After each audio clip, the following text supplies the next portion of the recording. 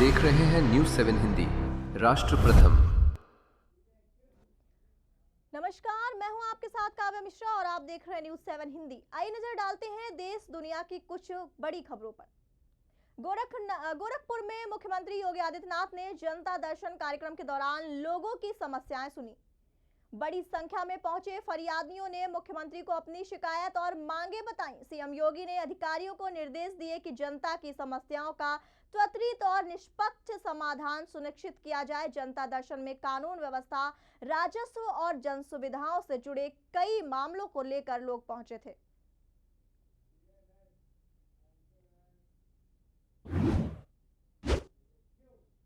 पश्चिम बंगाल के खड़गपुर के मंत्री दिलीप घोष के अवैध निर्माण और अतिक्रमण को लेकर बड़ा बयान दिया है।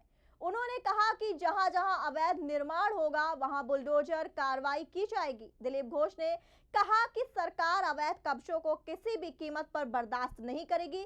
साथ ही उन्होंने लोगों से वैध तरीके से व्यवसाय करने की अपील करते हुए कहा कि नियमों का पालन करने वालों को सरकार पूरा सहयोग देगी।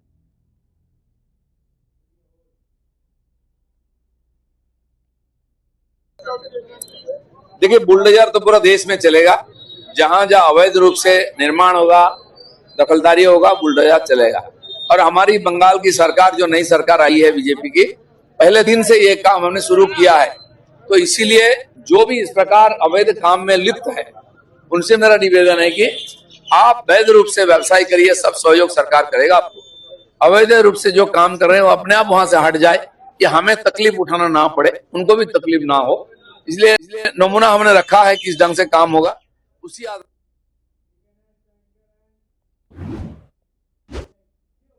मध्य प्रदेश के उज्जैन स्थित श्री महाकालेश्वर मंदिर में ज्येष्ठ शुक्ल प्रतिपदा तिथि के अवसर पर बाबा महाकाल की भव्य भस्म आरती की गई। तड़के सुबह हुई इस विशेष आरती में बड़ी संख्या में श्रद्धालु शामिल हुए और भगवान महाकाल का आशीर्वाद लिया। मंदिर परिसर शिव भक्ति और मंत्रोच्चार से गूंज उठा। धार्मिक मान्यताओं के अनुसार इस दिन पूजा अर्चना का विशेष महत्व माना जाता है।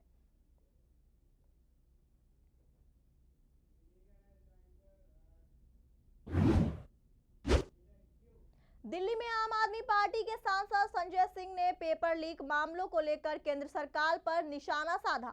उन्होंने कहा कि लाखों छात्रों का भविष्य बर्बाद हो रहा है, लेकिन जवाबदेही तय नहीं हो रही। संजय सिंह ने आरोप लगाया कि प्रधानमंत्री नरेंद्र मोदी के कार्यकाल में कई पेपर लीक हुए हैं।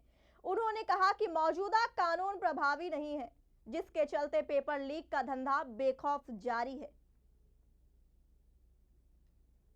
को इस मामले में अरेस्ट किया है सीबीआई ने पुणे से।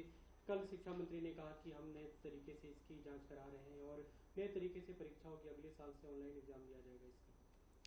देखिए, पहली बात तो ये है कि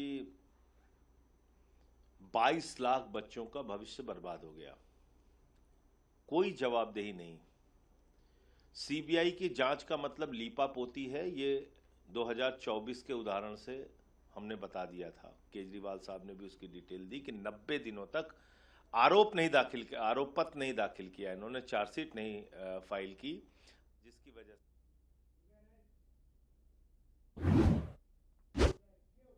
चेन्नई में अभिनेता रजनीकांत ने अपने पोयस गार्डन स्थित आवास पर प्रेस कॉन्फ्रेंस कर चुनाव को लेकर चल रही चर्चाओं पर जवाब दिया। रजनीकांत ने कहा कि उनकी और एमके सैथलीन की दोस्ती राजनीति से परे है। उन्होंने कहा कि चुनाव परिणाम के बाद मुख्यमंत्री को बधाई देना एक सामान्य शिष्टाचार था और इसे गलत तरीके से पेश किया जा रहा है।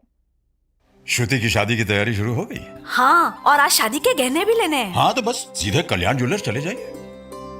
कल्याण में अब मेकिंग चार्ज प्रति ग्राम सिर्फ 199 रुपए से। सबका कल्याण, है ना?